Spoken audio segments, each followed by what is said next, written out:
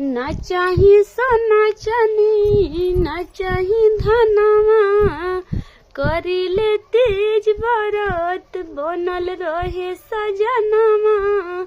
ना चाही सोना चानी ना चाही धनवा, करिले तीज बरत बनल रहे सजनवा।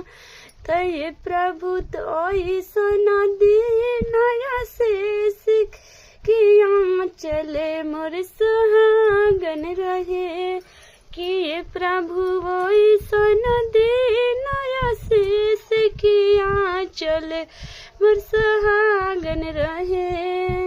हे प्रभु वही सोना दीनया से सिखिया चले मोर सुहागन रहे।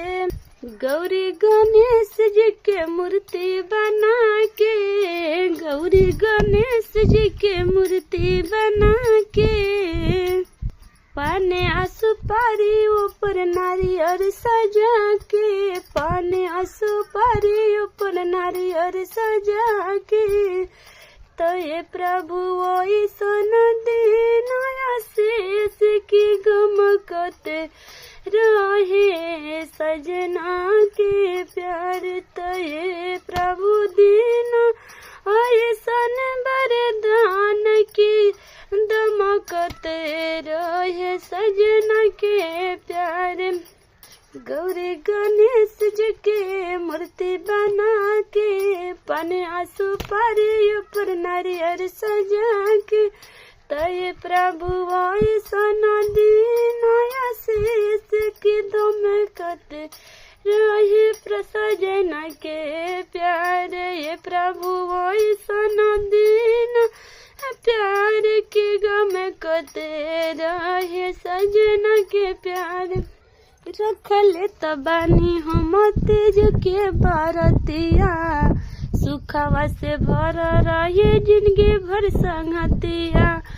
रखले तबानी हम कठिन बरतिया, सुखवा से भर रहे जिंदगी भर संगतिया।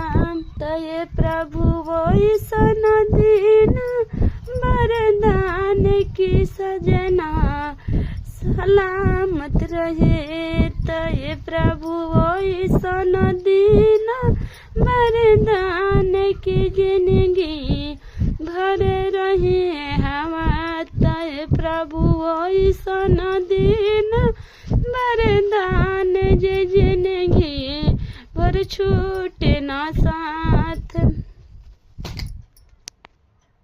ना चाही सोना चानी ना चाही धनवा, ना चाही सोना चानी ना चाही धनवा।